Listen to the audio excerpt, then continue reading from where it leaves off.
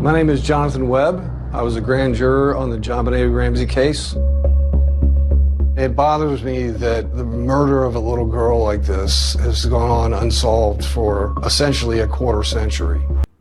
I got nightmares in my head, I fear thoughts build up until I can't. My mind fills up into a creature, and it haunts me somewhere much deeper.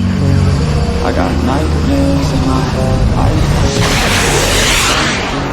fear. Hello and welcome to True Crime Rocket Science, the most authentic voice in true crime. 22 long years after the suppression of the grand jury indictments, a grand juror broke his silence, appearing in a documentary of all places on January 15, 2021. For this episode, you're going to want to fasten your seatbelts. Members of the Boulder grand jury looked very much like detectives themselves as they finally toured the Ramsey house. From a crime scene perspective, it was very disturbing how she was found.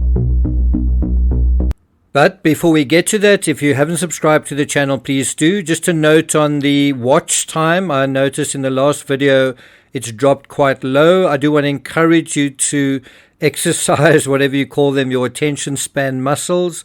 I'll try and do better as well at encouraging you.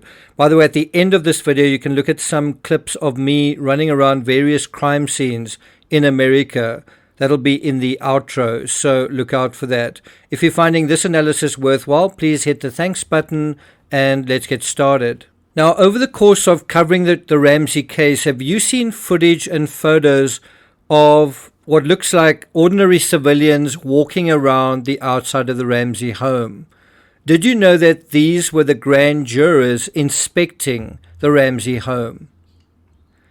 I mean, do you know what you're actually seeing in these images? You do know what the grand jurors are doing walking around on the outside, right? You do know what they're trying to figure out, right? They are there to think about, to test, to examine Lou Smit's pet theory, the intruder theory. You might not think this is a big deal until you go through the various statements, including on Netflix, including what John Ramsey said on Crime Junkie just a few weeks ago, and including what he said on Newsium, that's about 20 years ago, that only one side of the coin, the prosecution side, was presented to the grand jury. Do I need to show you again the instances where we were told that the grand jury trial was one-sided, that only one side of the coin, the prosecution side, was presented to the grand jury? Do I need to show you again the instances where we were told that the grand jury trial was one-sided, presenting only the case against the Ramseys? In a regular criminal trial, you have your 12 jurors here, and then you have two tables, one for the defense, one for the prosecution. But in a grand jury, it's different. There is no defense. Because they're saying is you can indict a ham sandwich in front of a grand jury. It's a one-sided argument. The goal is to get an indictment for murder. Don't worry about any counter thoughts or defense. In October of 2000, about a year after the grand jury appeared to exonerate the Ramseys, John Ramsey made this statement in an interview with Newsium. He said, but we've never been afraid of the outcome. It would be a massacre. And the good news is a grand jury looked at a one-sided presentation for 13 months and said no. Really? Did the grand jury in Boulder, dealing with this case, look at a one-sided presentation for 13 months and say no? Amazing. Every word of what you just said was wrong. Do you feel like you'll always have the indictment kind of hanging over you until there's someone else who's indicted? Sure. Yeah, I mean, it's always going to be, it's an unknown. Is there any, like, does that mean anything now? Like, could somebody say, oh, we have this indictment from 30 years ago, we can still go charge John? Or would they have to get a new grand jury indictment? Like, is it, I don't know how scary of a looming thing that is. Yeah, I don't know. The grand jury, as I'm told, you can convict a ham sandwich in a grand jury. Mm-hmm. It's a one-sided argument. Right. It's important that they do hear this information. Lou Smit fought to get into that grand jury to show the other side. I did get a letter from Michael Caine that my request to testify before the grand jury was denied. Now remember, the grand jury testimony is secret, including that letter that Lou Smit got. That was actually supposed to be confidential. And so you have both this impression on the one hand of a one-sided argument that's repeated over and over and over again. You know, that there's this one-sided argument against the Ramseys. It was unfair. And all of that is actually incorrect and untrue, but you don't have the grand jurors really coming up to say, actually, this is what we heard, presenting the other side of the story. And so it's simply a distortion of reality which goes unopposed year after year after year. And so one has the impression that the intruder theory was simply not even given an airing during the grand jury trial. Guess what? Lou Smit himself presented the intruder theory to the grand jury. So why all of this fuss in the Netflix thing about him not being able to do it when ultimately he did do it? And how do we know he did it? Because one of the jurors tells us, and further, one of the jurors tells us what the entire jury thought of Lou Smit's presentation. The Boulder Police Department.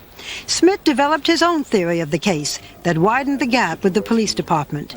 In fact, as you're about to hear, the 13-month grand jury trial involved basically two major pillars, the ransom note and the intruder theory. I think that little insight deserves a loud boom.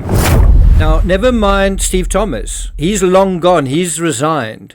Now, imagine that one detective who interviewed the Ramseys gets to present his theory unopposed by the other detective. And guess what the grand jury makes of Lou Smit's case? She's on a concrete floor, a garrote around her neck, and she's 6 years old. That's pretty horrible. Webb told us that the grand jury spent most of their time focused on two main issues. First, who wrote that ransom note? We heard from three handwriting experts, and even though the handwriting experts couldn't definitively say that she wrote it, they all three came to the same conclusion that it could have been Patsy Ramsey, and the grand jury believed that she wrote it. Bang! Oh, first shot right out of the box! This is the bottom line. Three experts testified, and the grand jury believed Patsy wrote the note. The housekeeper thought so too. Judith Phillips, a longtime friend of Patsy's, also thought the note sounded like Patsy. And that's another thing you never hear. Instead, you hear over and over that the Team Ramsey's experts gave Patsy a 4.9 out of 5, that she didn't write it, effectively ruling her out. Well, of course, if they're hired experts hired by the defense, these experts are going to testify for the defense. What has thrown great suspicion in you, Mrs. Ramsey, as you know, is that some handwriting experts have said that there's a similarity between the writing on this note and your handwriting. This has been inconclusive, but the similarity of the handwriting is the strongest piece of evidence implicating you. Well, if that's the strongest, then there's not much of a case, because we have had handwriting experts to look at my handwriting as well. And on a scale, I believe, of 1 to 5, with 5 being a totally incomplete match, I was rated at a 4.5. So there's very little. In fact, law enforcement sources in Boulder, Colorado, told me that media reports of similarities between Mrs. Ramsey's handwriting and the ransom note are, quote, grossly exaggerated. Huh. Well, I'm afraid if you lose the ransom note argument, and in terms of the grand jury, that's where the argument matters. And so if you lose it there, or let me put it another way, if you fail to convince a jury, a grand jury in this case, that Patsy didn't write it, then the intruder theory has just had a massive hole blown through the bottom of its case. And this boom sound you're about to hear, that is the hole blown through the bottom of this case.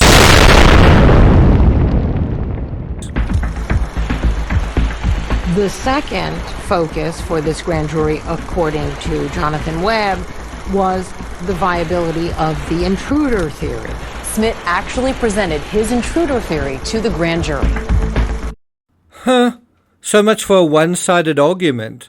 So the grand jury is this one-sided argument that is so ridiculously simple you can indict a ham sandwich, and yet Lou fails to get a ham sandwich for all of his work around the intruder theory. This is the very first photo taken of the training room basement window. The window is wide open. Now, if I was a detective, I'd have said, wow, this is empty. But the grand jury wasn't buying the intruder theory because of those cobwebs in the window. The intruder theory didn't make sense to the grand jury. The Boulder police had photographed cobwebs. So for someone to get through a small opening like that and not disturbing a cobweb would be remarkable. The intruder theory didn't make sense to the grand jury. Oh, Bing! Again, you are sharp as a tack today. Poor Lou, undone by a silly little cobweb and the pesky ransom note that they couldn't convince the jury that Patsy had nothing to do with. Do you see why we talk about narrative staging? If you've listened to this far into the video, please let me know in the comments so I know who are the good listeners here. Thank you so much for listening, and as a special reward, a special bonus, have a look at this brand new outro that we've put together for you. Take care, and I'll see you guys next time.